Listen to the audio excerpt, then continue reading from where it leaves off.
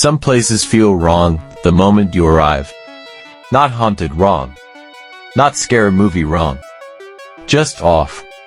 Like the air itself is carrying a warning that your mind hasn't caught up to yet. These are two true accounts, shared anonymously, by people who went into the wilderness alone. Both of them heard something they cannot explain.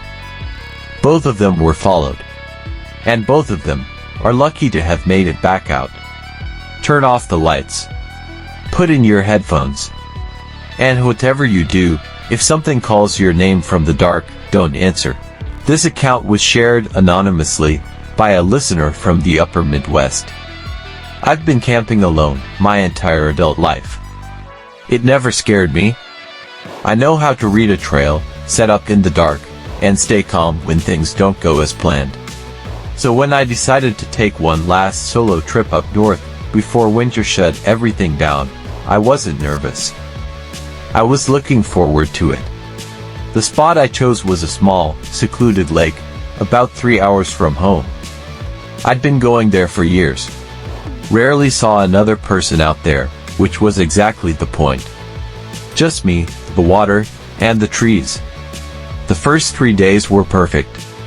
Morning swims, long hikes, nights by the fire. Nothing felt off.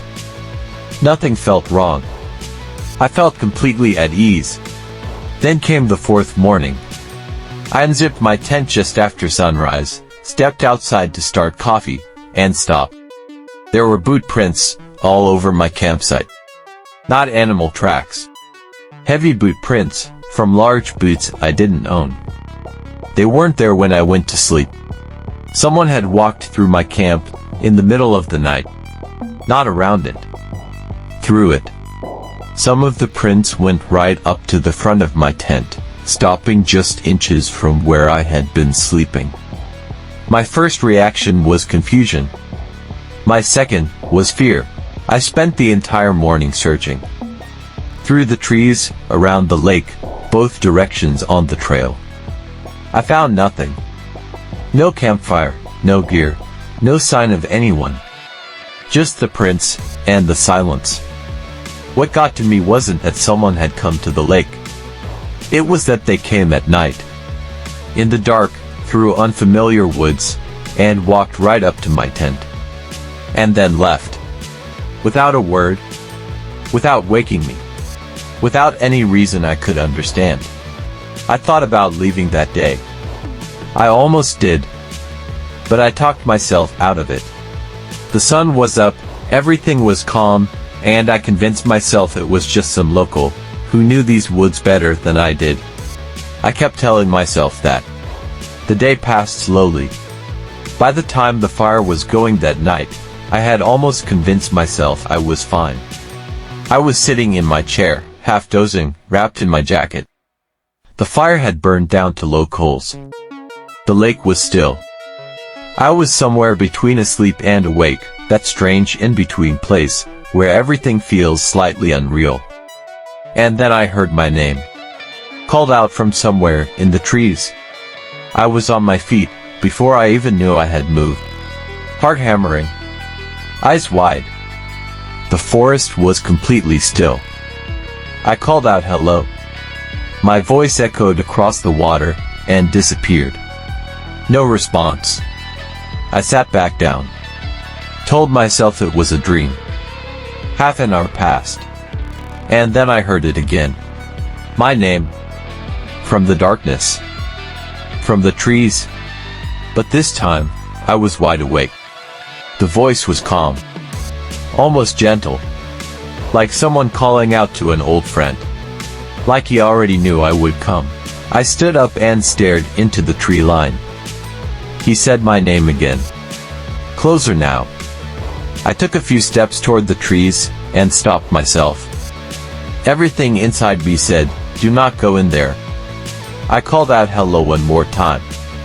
Long pause. And then just my name again. 4th time. Quiet, patient, waiting. I went back to my tent. I started packing.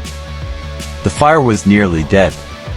Darkness pressing in from every direction. The voice kept coming.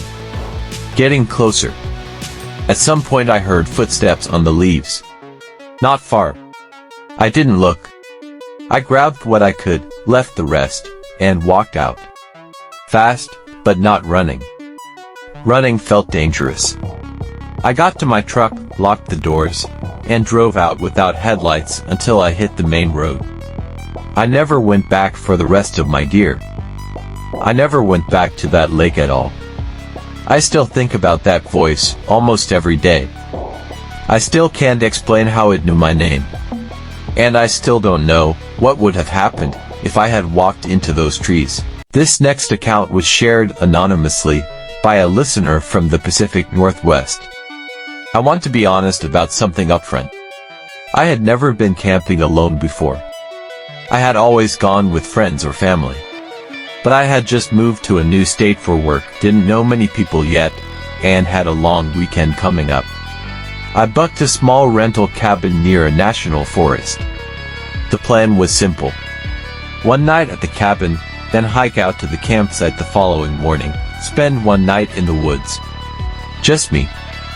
First time alone. The morning of the hike, the weather was clear. The trail to the campsite was about an hour long.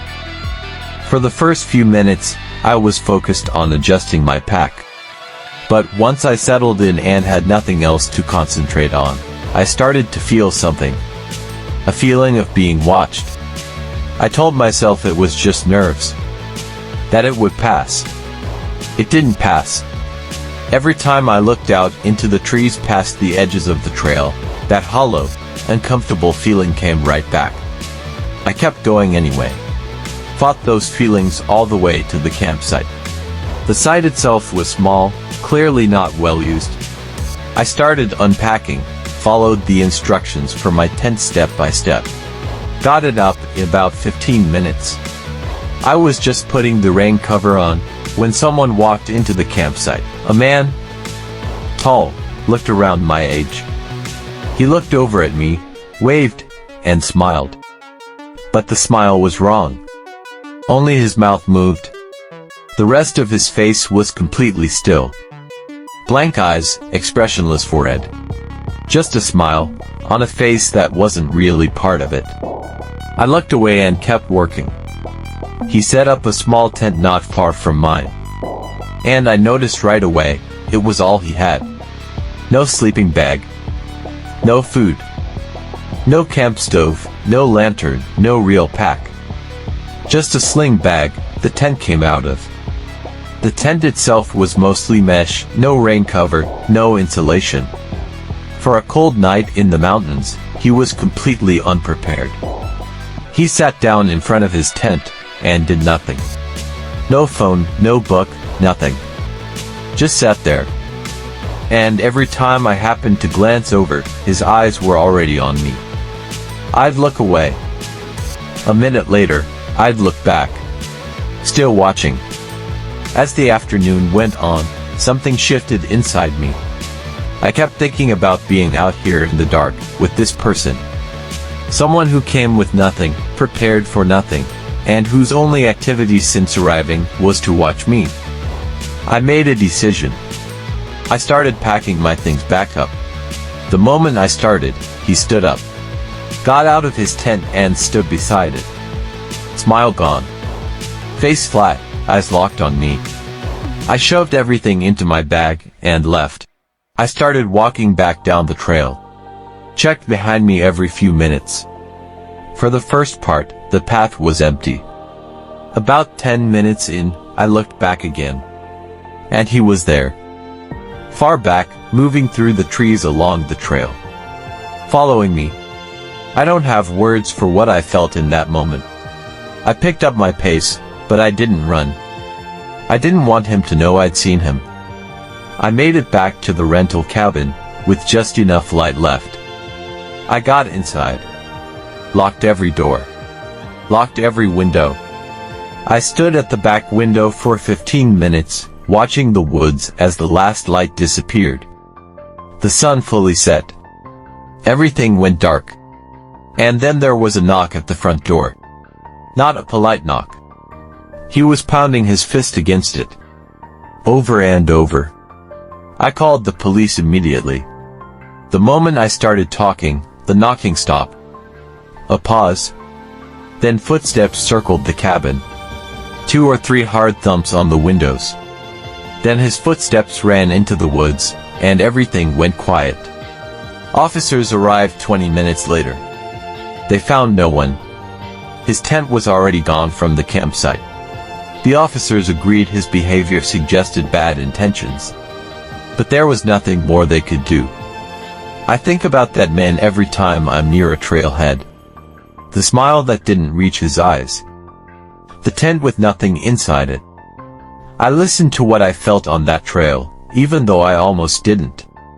And I believe that decision is the reason I'm here to tell this story. 2 people. 2 trips into the woods. 2 encounters they will never forget. If you have ever been alone in the wilderness and felt that quiet, certain feeling that something was wrong, trust it. Your instincts are older than your logic. They exist for a reason. If something unexplained has happened to you, send your story to Nightmare Narrated. We read every single one. Subscribe for new horror stories every single week. And the next time you are alone in the dark, and something calls your name, don't answer. Don't follow it. Just leave.